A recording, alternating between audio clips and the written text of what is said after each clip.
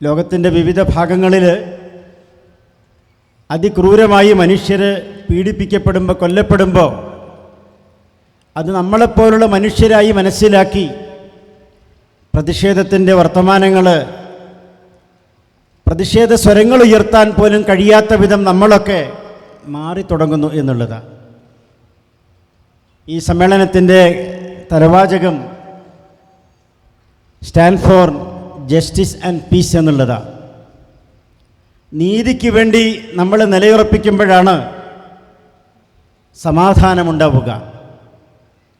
നീതിബോധത്തോടുകൂടി ജീവിക്കുന്ന ഒരു വ്യക്തിക്ക് കിട്ടുന്ന സ്വസ്ഥതയും സമാധാനവും നീതിബോധമില്ലാതെ ദുനിയാവിനെ മാത്രം ആഗ്രഹിച്ചുകൊണ്ട് എന്ത് നെറുകേടും കാണിച്ച് ജീവിക്കുന്ന ഒരാൾക്ക് കിട്ടില്ല എന്നുള്ളത് നമ്മളൊക്കെ നമ്മുടെ ജീവിതത്തിലൂടെ അനുഭവിച്ചറിയുന്നവരാണ്. നമ്മുടെയൊക്കെ ചുറ്റുപാടുകളിൽ നമ്മൾ നോക്കിയാൽ സ്വസ്ഥതയോടെയും സമാധാനത്തോടെയും കൂടി ജീവിക്കുന്ന കുടുംബങ്ങളെ പരിശോധിക്കുക. ആ കുടുംബങ്ങളിലൊക്കെ നീതിബോധമുള്ള കുടുംബനാഥന്മാർ, മക്കളും കുടുംബാംഗങ്ങളുമൊക്കെ നമുക്ക് കാണാൻ കഴിയും. കേവലം കുടുംബസ്വത്ത് ഭാഗിക്കുന്നിടത്ത് പോലും മതനിയമങ്ങൾ, ഇസ്ലാമിക നിയമങ്ങൾ അനുസരിക്കാൻ തയ്യാറാവാത്ത നാഥന്മാരും അംഗങ്ങളുമൊക്കെയുള്ള ചുറ്റുപാടുകളിൽ എങ്ങനെ അത്തരം കുടുംബങ്ങളിൽ സമാധാനമുണ്ടാവും? ലോകത്തിൻ്റെ തന്നെ സമാധാനത്തിൻ്റെ ബേസ് എന്ന് പറയുന്നത് നീതിബോധമാണ്. അത് നഷ്ടപ്പെടുമ്പോൾ, അതില്ലാതെയാവുമ്പോൾ അവിടെ അസമാധാനമുണ്ടാകും. അതുകൊണ്ടാണ് വിശ്വാസികൾ നീതിബോധമുള്ളവരാവണം. വിശുദ്ധ ദീനുൽ ഇസ്ലാമിൻ്റെ ഏറ്റവും തിളക്കമുള്ള കാലഘട്ടങ്ങളിൽ ഭരണം നടത്തിയ ആളുകളെയൊക്കെ നമ്മൾ അനുസ്മരിക്കുമ്പോൾ നമുക്ക് ആവർത്തിച്ചു പറയാനുള്ളത് അതാണ്. ഉമർ ഒന്നാമനെയും രണ്ടാമനെയും ഖുലഫാഉർ റാഷിദുകളിൽപ്പെട്ട എല്ലാവരെയും, അവരുടെയൊക്കെ നീതിബോധത്തെക്കുറിച്ചാണ് ലോകം തന്നെ സംസാരിച്ചത്, സൂചിപ്പിച്ചത്. നമ്മുടെ വ്യക്തിജീവിതത്തിലൂടെ, കുടുംബജീവിതത്തിലൂടെ, സാമൂഹ്യ ജീവിതത്തിലൂടെ നമുക്കത് സമൂഹത്തെ ബോധ്യപ്പെടുത്താനാവണം എന്നുള്ളതാണ്. നമുക്കറിയാമല്ലോ, മലയാളക്കരയെ, കേരളക്കരയെ അപകീർത്തിപ്പെടുത്തുന്നതിന് വേണ്ടി വളരെ ഗൂഢമായ ഒരുപാട് നീക്കങ്ങൾ നടന്നു. കേരള സ്റ്റോറി പാർട്ട് 1ഉം 2ഉമൊക്കെ നമ്മളൊരു പക്ഷേ അതൊന്നും കണ്ടില്ലെങ്കിലും ലോകത്തിൻ്റെ വിവിധ ഭാഗങ്ങളിൽ, ഇന്ത്യയുടെ മറ്റ് സംസ്ഥാനങ്ങളിലൊക്കെ അതേറെ ചർച്ച ചെയ്തു. എന്തുകൊണ്ടാണ് മലയാളികൾ അത് കാര്യമായിട്ട് ഏറ്റെടുക്കാതിരുന്നത്? മലയാളക്കരയിൽ കേരള സ്റ്റോറിയിൽ പരാമർശിക്കപ്പെട്ടതുപോലുള്ള ഒരു സംഭവ വികാസങ്ങൾ നടക്കുന്നില്ല എന്നുള്ളതാണ്. സാന്ദർഭികമായി നിങ്ങളുടെ ശ്രദ്ധയിലേക്ക് കൊണ്ടുവരട്ടെ. കഴിഞ്ഞ ഫെബ്രുവരി മാസം 23-ാം തീയതിയിലെയും മാർച്ച് 4-ലെയും മലയാളത്തിലെ ഏറ്റവും കൂടുതൽ സർക്കുലേഷനുകളുള്ള 2 പത്രങ്ങൾ, 2 എഡിറ്റോറിയലുകൾ വരികയുണ്ടായി. ആ എഡിറ്റോറിയലുകൾ ഏറെ ചർച്ച ചെയ്യേണ്ടതായിരുന്നു. അതിൽ മാർച്ച് 4-ലെ എഡിറ്റോറിയൽ പ്രധാനമായും ഊന്നിയത് തിരുവനന്തപുരം പട്ടണത്തിലെ ഒരു പ്രധാന പള്ളിയിലെ ഒരു ഖുത്ബ പ്രഭാഷണത്തെയാണ്. ആ നഗരത്തിൽ നടക്കുന്ന ഒരു ഹൈന്ദവ ആഘോഷത്തോടനുബന്ധിച്ച് നഗരത്തിലേക്ക് കടന്നു വരുന്ന സ്ത്രീകൾക്കും കുട്ടികൾക്കും നമ്മൾ നോമ്പുകാരാണെങ്കിലും മതിയായ സൗകര്യം നൽകണം, അവർക്ക് ഈ ചൂടുകാലത്ത് കുടിവെള്ളവും വിശ്രമിക്കാനുള്ള സൗകര്യങ്ങളും ഒരുക്കി കൊടുക്കണമെന്ന് ഒരു പള്ളി മിമ്പറിൽ വെച്ച് ഒരു ഇസ്ലാമിക പണ്ഡിതൻ പ്രസംഗിച്ചപ്പോൾ അതൊരു പത്രത്തിൻ്റെ എഡിറ്റോറിയലായിട്ട് വന്നു. അതെന്തുകൊണ്ടാണ്? അതാണ് ഒരു കേരളീയ ചിത്രം എന്ന് പറയുന്നത്. അവിടെ നിന്നൊക്കെ മാറി തുടങ്ങുകയാണ്. എഡിറ്റോറിയൽ എഴുതിയിട്ടത് ചർച്ചയ്ക്ക് കൊണ്ടുവരേണ്ട വിധം നമ്മുടെ പല പ്രദേശങ്ങളിലും മാറ്റങ്ങൾ ഉണ്ടായി എന്നുള്ളതാണ്. അതിനു മുമ്പ് മാതൃഭൂമി പത്രത്തിൽ എഡിറ്റോറിയലിൽ 3-4 കാര്യങ്ങൾ സൂചിപ്പിച്ചിരുന്നു. അതിലൊന്ന്, മലബാറിലെ ഒരു ക്ഷേത്രവളപ്പിലേക്ക് കോഴിക്കോട് ജില്ലയിൽ നിന്ന് ആനയുമായി ഒരു മുസ്ലിം സഹോദരൻ വന്ന കഥയാണ്. സൈനുദ്ദീൻ എന്നാണ് അദ്ദേഹത്തിൻ്റെ പേര്. ആഘോഷ കമ്മിറ്റിക്കാർ ആനക്കാരനായ സൈനുദ്ദീനെ ഉച്ചഭക്ഷണത്തിന് ക്ഷണിച്ചപ്പോൾ അദ്ദേഹം പറഞ്ഞു അത്രേ, എനിക്ക് ഉച്ചഭക്ഷണം വേണ്ട, ഞാൻ നോമ്പുകാരനാണെന്ന്. പക്ഷെ അദ്ദേഹം ഒട്ടും പ്രതീക്ഷിച്ചില്ല.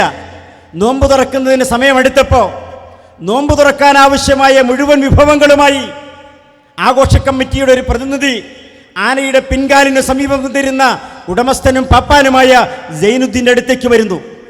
അദ്ദേഹം ഒരു മീഡിയയ്ക്ക് നൽകിയ അഭിമുഖമുണ്ട്. ഉച്ചഭക്ഷണം വേണ്ടെന്ന് പറഞ്ഞപ്പോൾ എൻ്റെ നോമ്പിനെ പരിഗണിച്ചുകൊണ്ട് എനിക്ക് നോമ്പ് തുറക്കാനുള്ള വിഭവങ്ങൾ എത്തിക്കുമെന്ന് ഞാൻ സ്വപ്നേവി കരുതിയില്ല. നാം ആഗ്രഹിക്കുന്നതാണ് അങ്ങനെയുള്ളൊരു നാട്. അവിടെയാണ് സമാധാനമുണ്ടാവുക. പരസ്പരം മനസ്സിലാക്കിയും കൊണ്ടും കൊടുത്തുമൊക്കെ ജീവിക്കുന്ന ഒരു നല്ല നാട് നമ്മൾ നിന്ന് തുടങ്ങണം. മുസ്ലിം ഭൂരിപക്ഷ പ്രദേശങ്ങളിൽ താമസിക്കുകയും പിന്നീട് സ്വന്തം നാടുകളിലേക്ക് തിരിച്ചു പോവുകയും ചെയ്ത പല സഹോദരങ്ങളുടെയും അത്തരം പ്രദേശങ്ങളെക്കുറിച്ചുള്ള വെളിപ്പെടുത്തലുകൾ നമുക്ക് നൽകുന്ന ആത്മവിശ്വാസവും അഭിമാനവും എത്ര വലുതാ. രണ്ടാമത് എഡിറ്റോറിയലിൽ പറഞ്ഞത്, മഞ്ചേരിയിൽ ഒരു ഈദ്ഗാഹിന് സൗകര്യം ലഭിക്കാത്ത സാഹചര്യത്തിൽ ഒരു ക്രിസ്തീയ ദേവാലയത്തിൻ്റെ പരിസരം അതിനനുവദിച്ചതാണ്. മൂന്നാമത് തെക്കൻ കേരളത്തിലെ കായംകുളത്ത് ഒരു സഹോദരിയുടെ, ഹൈന്ദവ സഹോദരിയുടെ വിവാഹം നിശ്ചയിച്ചപ്പോൾ ആ കുട്ടിയുടെ അമ്മ, വിധവയായ അമ്മ, സമീപ പ്രദേശത്തെ പള്ളി കമ്മിറ്റി ഭാരവാഹികളെ സമീപിക്കുകയാണ്. എൻ്റെ കയ്യിലൊന്നുമില്ല, എൻ്റെ മകളുടെ വിവാഹം നിശ്ചയിച്ചിരിക്കുന്നു. ആ മസ്ജിദ് കമ്മിറ്റി ഭാരവാഹികൾ ആ വിവാഹം ഏറ്റെടുത്ത് പള്ളിമുറ്റത്ത് വലിയൊരു പന്തലിട്ട് ആ സഹോദരിയുടെ വിവാഹം നടത്തിക്കൊടുത്ത ചിത്രമാണ് ഞാൻ സൂചിപ്പിച്ചത്. ഇങ്ങനെയുള്ള ഒരു പരിസരത്ത് നിന്ന് നമ്മുടെയൊക്കെ പ്രദേശങ്ങൾ, നമ്മുടെയൊക്കെ സഹോദരങ്ങൾ മാറി തുടങ്ങുന്നു എന്നുള്ളതാ. ഗൗരവപൂർവ്വം നമ്മളത് കാണണം. ക്രിയാത്മകമായി ഇടപെടൽ നടത്തേണ്ട ആളുകളാണ് നമ്മൾ, വിശ്വാസികൾ. അതുകൊണ്ട് ഈ മാനവിക സമ്മേളനം ഏറെ പ്രസക്തമാണ്. നമുക്ക് ലോകത്തോട് ഒന്നേ പറയാനുള്ളൂ, ഇസ്ലാം സമാധാനത്തിൻ്റെ മതമാണ്. സമാധാനം സ്ഥാപിക്കുന്നതിനാവശ്യമായ ഏത് കാര്യങ്ങളിലും പൂർവികരുടെ, പ്രവാചകന്റെ, വിശുദ്ധ ഖുർആനിൻ്റെ അധ്യാപനങ്ങൾക്കനുസരിച്ച് നമ്മൾ ഉണ്ടാവും. അതുണ്ടാവണം. കേരളത്തിൻ്റെ വടക്ക് ഭാഗത്ത് അഞ്ചരക്കണ്ടിയിൽ ഒരു പിന്നോക്ക സമുദായത്തിൽപ്പെട്ട ജാതീയമായി നാട്ടിലുണ്ടത്. നമ്മളെത്ര നിസ്സാരവൽക്കരിച്ചിട്ടും കാര്യമില്ല. പക്ഷെ ഗൗരവമായി നമ്മളതിനെ കാണണം. പാലക്കാടിൻ്റെ കിഴക്കൻ പ്രദേശത്ത് മീനാക്ഷിപുരം എന്ന ഒരു സ്ഥലമുണ്ട്. അവിടെ ഇന്നും താഴ്ന്ന ജാതിയിൽപ്പെട്ട ആളുകൾക്ക് ചായക്കടകളിൽ, ഹോട്ടലുകളിൽ ഭക്ഷണം നൽകുന്നതിന് വേണ്ടി പ്രത്യേക പാത്രങ്ങളാണെന്ന് പറഞ്ഞ അതൊരു പക്ഷേ മലപ്പുറത്തെ മുസ്ലിങ്ങൾക്ക് വിശ്വസിക്കാൻ പ്രയാസമുണ്ടാകും. ഏതാനും വർഷങ്ങൾക്ക് മുമ്പ് കൊടിയേരി ബാലകൃഷ്ണൻ CPIM-ന്റെ സെക്രട്ടറിയും രമേശ് ചെന്നിത്തല പ്രതിപക്ഷ നേതാവുമായിരിക്കുന്ന സമയത്ത് രണ്ട് വ്യത്യസ്ത രാഷ്ട്രീയ പ്രസ്ഥാനങ്ങളുടെ നേതൃത്വത്തിൽ അവിടെ പന്തിഭോജനം നടത്തുകയുണ്ടായി. ഈ താഴ്ന്ന ജാതിയിൽപ്പെട്ട ആളുകളുടെ കൂടെ ഇരുന്ന് ഭക്ഷണം കഴിക്കുക, എന്നിട്ടും അവിടെ മാറ്റങ്ങൾ ഉണ്ടായില്ല എന്നുള്ളതാണ്. അത് നിലനിൽക്കുന്നു. പക്ഷെ മുസ്ലിങ്ങളിലും ജാതീയതയുടെ അംശങ്ങൾ ബാക്കി നിൽക്കുന്നുണ്ടോ നമ്മൾ ആലോചിക്കണം. അതൊരു പക്ഷേ ഇവിടുത്തെ ഭൂരിപക്ഷ സമുദായത്തിൽ നിന്ന് പകർന്നു കിട്ടിയതാവുമോ? ഉണ്ടാവാൻ പാടില്ലല്ലോ. സാന്ദർഭികമായിട്ട് ഉണർത്തുകയാണ്. നമ്മളാവണം, മുസ്ലിങ്ങളായി ജീവിക്കണം. ഇസ്ലാമിൻ്റെ ചരിത്രം നമ്മളാക്കണം. പ്രവാചകന്റെ ഏറ്റവും അടുത്ത അനുചരൻ അബൂബക്കർ സിദ്ദീഖ് റളിയല്ലാഹു അൻഹു ഹിജറ പോകുന്ന വിവരം അദ്ദേഹം താമസിച്ചിരുന്ന ചുറ്റുപാടുകളിലെ ആളുകൾ അറിഞ്ഞപ്പോൾ അവരൊക്കെ അബൂബക്കറിനെ വന്ന് തടയുകയുണ്ടായി. അങ്ങ് പോകരുത്. അങ്ങെപ്പോലുള്ള ആളുകൾ ഈ നാട്ടിൽ നിന്ന് നാട് വിട്ടുപോയാൽ ഞങ്ങൾ വല്ലാതെ പ്രയാസപ്പെടും. സാമൂഹ്യമായ ഉത്തരവാദിത്തങ്ങൾ നിർവഹിക്കുന്നിടത്ത് വിശ്വാസികൾ കാണിച്ചിരുന്ന ജാഗ്രതയാണ്. ആ ജാഗ്രത ഒരു കാരണവശാലും നമ്മളിൽ നിന്ന് കൈമോശം വന്നു പോകരുത്. ഗൗരവമായി നമ്മൾ കാണണം, നമ്മൾ ഏറ്റെടുക്കണം. ഒരുവിധ ജാതീയതയും തൊഴിലിൻ്റെ പേരിലൊക്കെ മുസ്ലിം സമുദായത്തിൽ ചില്ലറ പ്രശ്നങ്ങൾ അതൊക്കെ ചർച്ചയ്ക്ക് വരുന്നു. ചില ചാനൽ ചർച്ചകളിലെങ്കിലും ചിലത് കുത്തിപ്പൊക്കുന്നു. നമുക്കവിടെ പറയാനുള്ള മാതൃക ഏതാ? കറുത്ത് കാപ്പിരിയായ ബിലാലിനെ സവർണ കുടുംബങ്ങളിൽപ്പെട്ട ഒരുപാട് ആളുകൾ പ്രതീക്ഷയോടുകൂടി കാത്തുനിന്ന സമയത്താണ് വിശുദ്ധ ഹറമിന്റെ കഅബാലയത്തിന്റെ മുകളിൽ കയറി ബാങ്ക് വിളിക്കാൻ പ്രവാചകൻ അവസരം നൽകുന്നത്. ചേർത്ത് നിർത്തുകയായിരുന്നു. അതുതന്നെയാണ് ഇസ്ലാമിന്റെ കാഴ്ചപ്പാട്. നാം മറ്റുള്ളവർക്ക് മാതൃകയാവുക. എന്നോടൊരാൾ പറയുകയുണ്ടായി, നിങ്ങളുടെ സമുദായത്തിലും നിങ്ങളുടെ മതവിഭാഗത്തിൽപ്പെട്ട ആളുകളും അന്യ സമുദായങ്ങളിലും ജാതിയിലുമൊക്കെ പെട്ട ആളുകളെ ആദരിക്കുന്നിടത്തും ബഹുമാനിക്കുന്നിടത്തുമൊക്കെ ചിലയിടങ്ങളിലെങ്കിലും ഞങ്ങളുടെ സവർണരുടെ ചില സ്വഭാവങ്ങളൊക്കെ ഇപ്പോഴും നിലനിർത്തുന്നുണ്ടോ എന്നൊരു സംശയമുണ്ട്. ഞാൻ അദ്ദേഹത്തോട് പറഞ്ഞു, ഒന്നുകൂടെ തെളിച്ചു പറയണം. അദ്ദേഹം ചില ഉദാഹരണങ്ങൾ വെച്ച് പറയുകയുണ്ടായി. ഞാൻ സൂചിപ്പിച്ചു, ചിലയിടങ്ങളിൽ ഉണ്ടാവാം. തിരുത്തേണ്ടതാ. ഞാനൊരു അനുഭവസ്ഥനാ. എന്നോട് നാട്ടിലൊരു സഹോദരൻ അദ്ദേഹത്തിൻ്റെ സ്വന്തം ഇഷ്ടപ്രകാരം ഇസ്ലാം മതം സ്വീകരിച്ച സാഹചര്യത്തിൽ അദ്ദേഹത്തിന് അന്നത്തെ സാഹചര്യം അനുസരിച്ച് ഒരു മത പരിവർത്തനത്തിന് ആവശ്യമായി കേന്ദ്രത്തിൽ കൊണ്ടുപോയി ആക്കിയ ആളെന്ന നിലയിൽ എന്നോട് പറയുകയുണ്ടായി, മാഷേ നിങ്ങൾ സൂക്ഷിക്കണം, ഗൗരവപൂർവ്വം കാണണം, അദ്ദേഹത്തിൻ്റെ അനുജനൊക്കെ ഇങ്ങനെ വിരളി പിടിച്ച് നടക്കുന്നുണ്ട്. ഞാൻ പറഞ്ഞു ഞാനൊന്നും ഭയപ്പെടുന്നില്ല. ഒരു 2 ആഴ്ചയ്ക്ക് ശേഷം ആ സുഹൃത്ത് എൻ്റെ വീട്ടിലേക്ക് കയറി വന്ന് ചോദിച്ചു, മാഷേ എന്തൊക്കെയുണ്ട് വിശേഷങ്ങൾ? ജ്യേഷ്ഠ സഹോദരന് സുഖം തന്നെയല്ലേ? എന്തുകൊണ്ട് അദ്ദേഹം അങ്ങനെ വന്ന് അന്വേഷിച്ചു? എനിക്കറിയാം, ചെറിയ കുട്ടികൾ പോലും, സവർണ കുടുംബങ്ങളിലെ ചെറിയ കുട്ടികൾ പോലും ആ താഴ്ന്ന സമുദായത്തിൽപ്പെട്ട 70 മുകളിൽ പ്രായമുള്ള സഹോദരനെ പേര് വിളിക്കുമ്പോൾ അദ്ദേഹത്തെ ചേട്ട അല്ലെങ്കിൽ ഏട്ട എന്ന് ചേർത്ത് വിളിക്കുന്ന എൻ്റെ നാട്ടിലെ ഒരു ഉദ്യോഗസ്ഥനാണ് ഞാൻ. ആ ആദരവ് അദ്ദേഹം ഇങ്ങോട്ട് പ്രകടിപ്പിച്ചത് ചില സന്ദിഗ്ധ ഘട്ടത്തിലാണ്. ഞാൻ സൂചിപ്പിച്ചത് നമുക്ക് മാതൃകളാവാൻ കഴിയണം.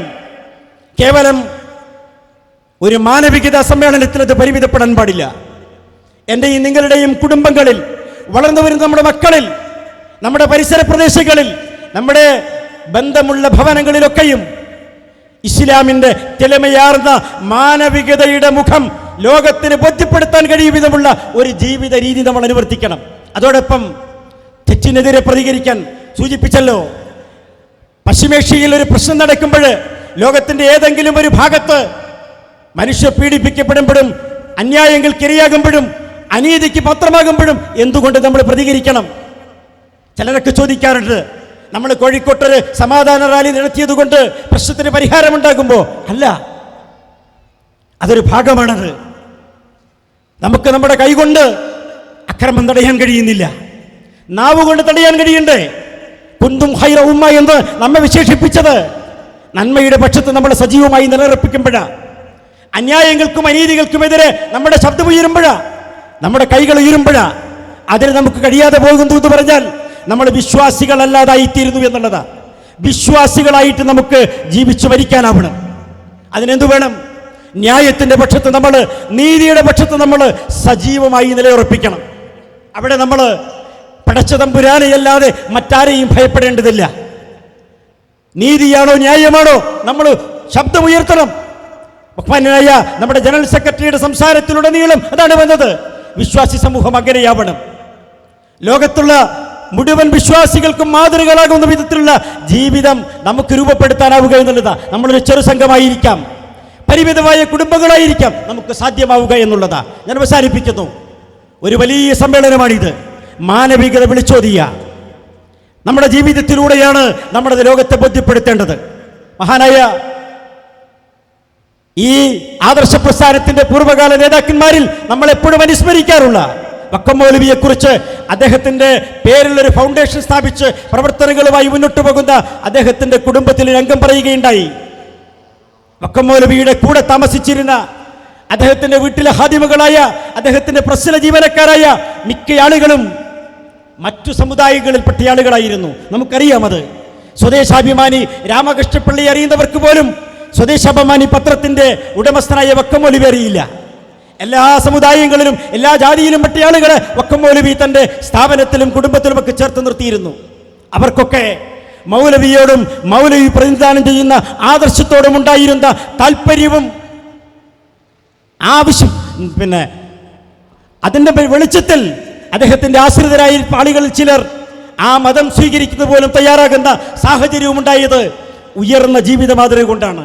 ഞാൻ അവസാനിപ്പിക്കുന്നു. ഉയർന്ന ജീവിത മാതൃകകളാണ് സമൂഹത്തിൽ ഉണ്ടാകേണ്ടത്.